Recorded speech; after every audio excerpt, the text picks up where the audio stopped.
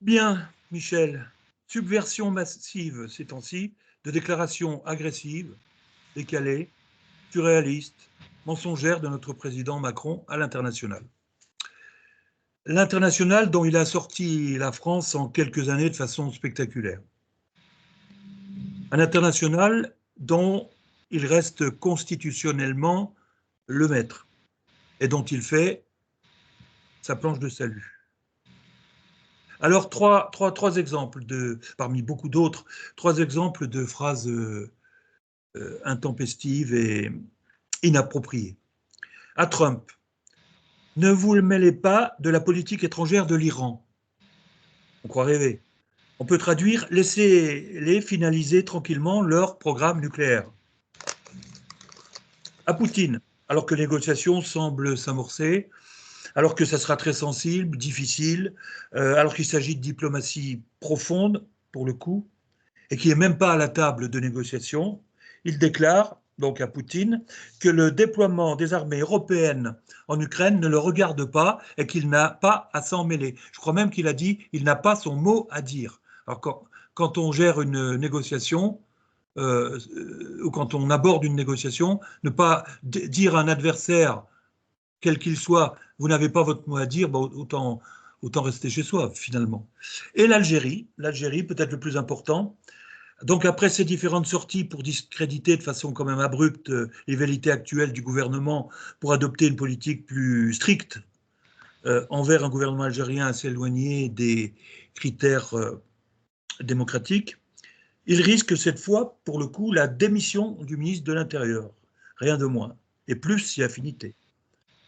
C'est le gouvernement Bayrou qui risque d'être évaporé d'ici fin avril. Alors, on a envie de dire, je vais prendre une formule polie, euh, tais-toi et laisse faire les adultes.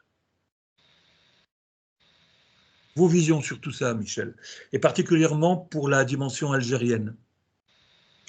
Je crois que quelle que soit la dimension internationale que l'on évoque, on est toujours, avec Emmanuel Macron, dans un ressort psychologique inchangé, que j'ai appelé donc dans mon livre la mégalothymia, c'est-à-dire le fait d'un homme qui se croit supérieur à tous les autres et qui a besoin en permanence d'exprimer sa supériorité pour se la voir confirmée par son partenaire.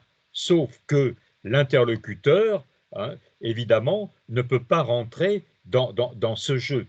Donc, si on prend soit l'Amérique, soit la Russie, on a évidemment de grandes puissances, hein, et avec la France, on a une petite puissance, et comme vous l'avez rappelé, qui a même perdu le pouvoir d'influence important qu'il avait encore du temps qu'elle avait encore du temps du général de Gaulle. Donc c'est David contre Goliath en permanence, hein, c'est le nain qui s'oppose au géant.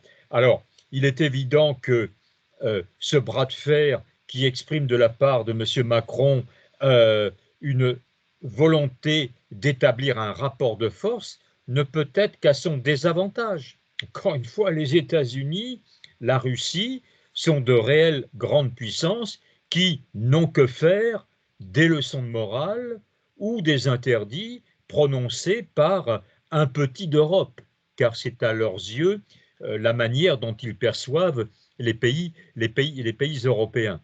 Donc, l'autre problème, c'est que dans cette bande des quatre qui agite la scène internationale, nous avons un seul vrai politique, Vladimir Poutine, et trois non politiques qui s'appellent Donald Trump, Volodymyr Zelensky et Emmanuel Macron. Donc, qui n'ont pas les codes de la stratégie et qui n'ont surtout pas les codes de la diplomatie.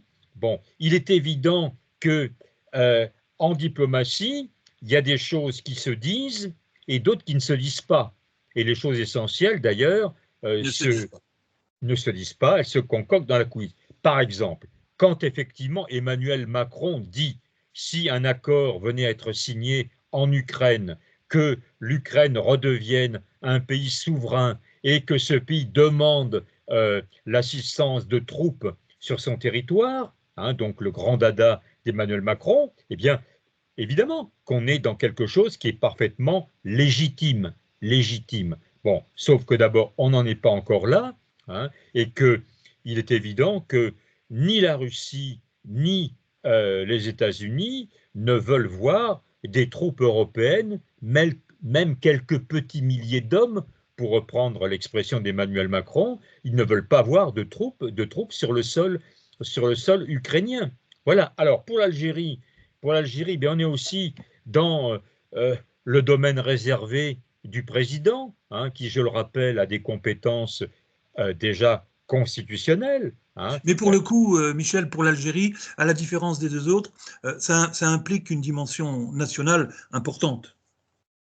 Alors oui, bien sûr, hein, puisque bon, le cœur du problème, c'est quand même la réexpédition des ressortissants algériens délinquants que l'Algérie ne veut pas recevoir, d'où la menace de revoir les accords préférentiels de 1968 avec ce pays. Donc il y a évidemment dans l'attitude de Bruno Retailleau une parfaite cohérence par rapport à sa mission de ministre de l'Intérieur, hein. Il essaie de faire progresser ce dossier, mais malgré tout, derrière cette affaire, il y a Algérie. Algérie, c'est les affaires étrangères, c'est les problèmes de défense, c'est le domaine réservé, donc c'est évidemment euh, le souci d'Emmanuel Macron de ne pas se voir déposséder, hein, d'un dossier qui laisse s'y mettre de son ressort par Alors, la tradition du domaine j'ai réservé. envie de vous poser une question, Michel.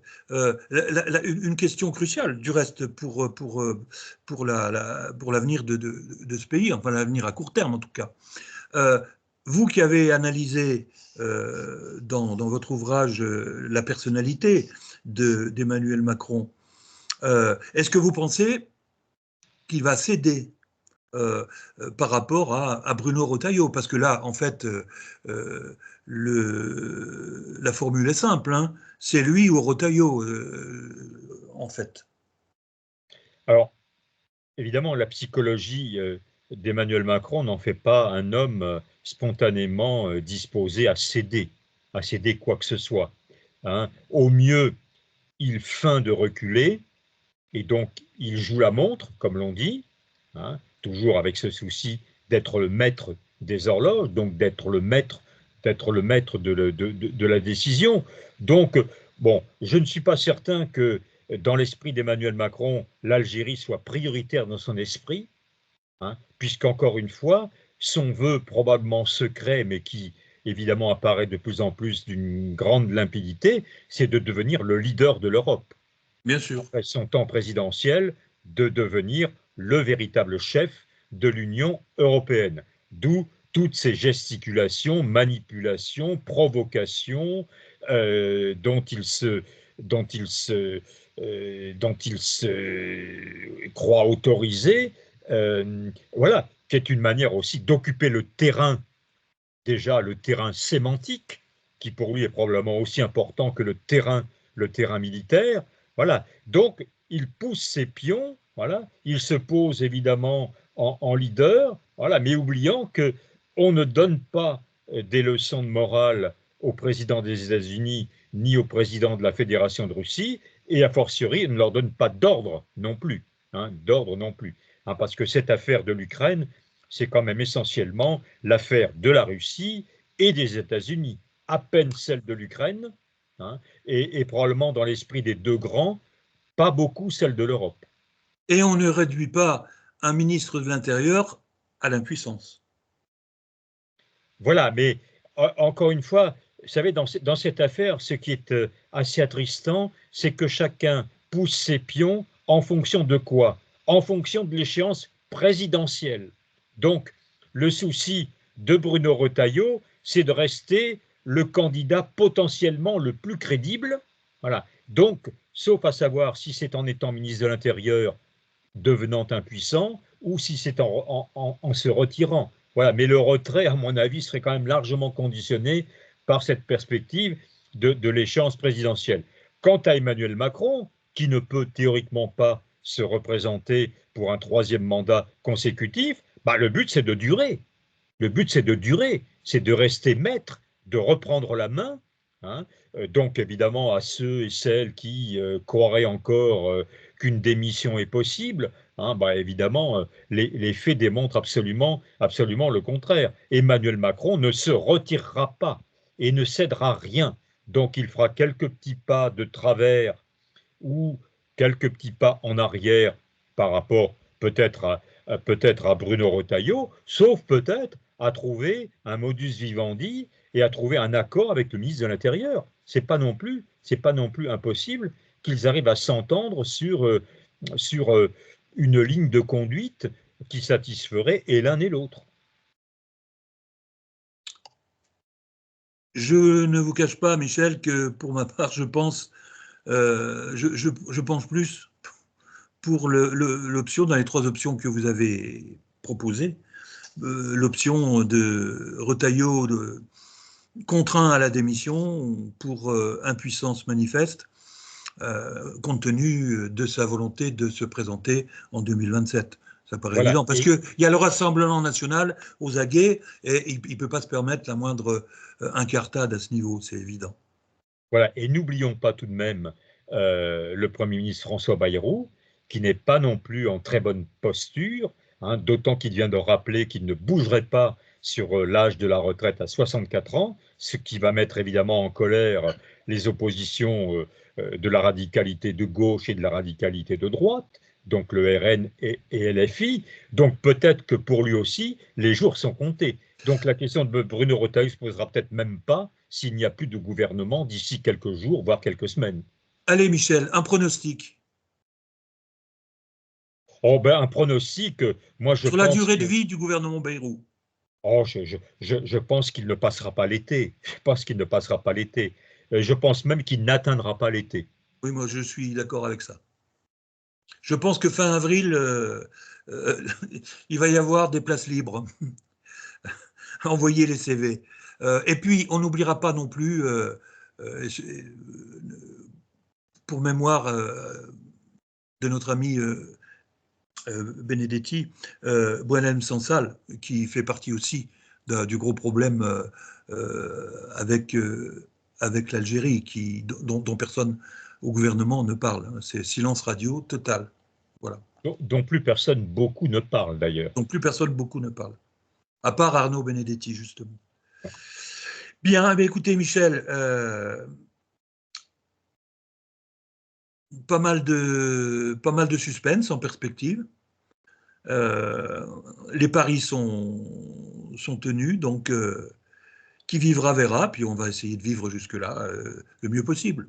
Voilà, et puis je voudrais en profiter pour remercier les auditrices et auditeurs qui apparemment nous sont de plus en plus fidèles, Oui, hein, puisqu'encore une fois, notre nombre d'abonnés augmente, petitement, mais il augmente régulièrement, et le nombre de vues de nos vidéos également se stabilise dans la cote haute. et justement à ce titre, j'ai envie de leur demander à tous, à toutes et à tous, de nous soumettre par un petit commentaire de 3 mots, une thématique qu'ils souhaiteraient vous voir aborder, une thématique, avec éventuellement pour certains la possibilité de participer. On est 2 régulièrement, on peut ponctuellement être 3 voire 4 sur notre scène médiatique. Donc voilà, c'est dit, L'appel est lancé. l'appel est lancé. À très bientôt, Michel, et bonne journée à toutes et à tous. Bonne journée sous le soleil qui revient un peu partout. Oui, chez nous, c'est encore limite ici dans la Loire, mais il fait plus doux, il ne pleut pas, la neige disparaît petit à petit, donc comme dit l'expression populaire, on va vers le beau. Allez, bonne journée à tous. Bonne journée.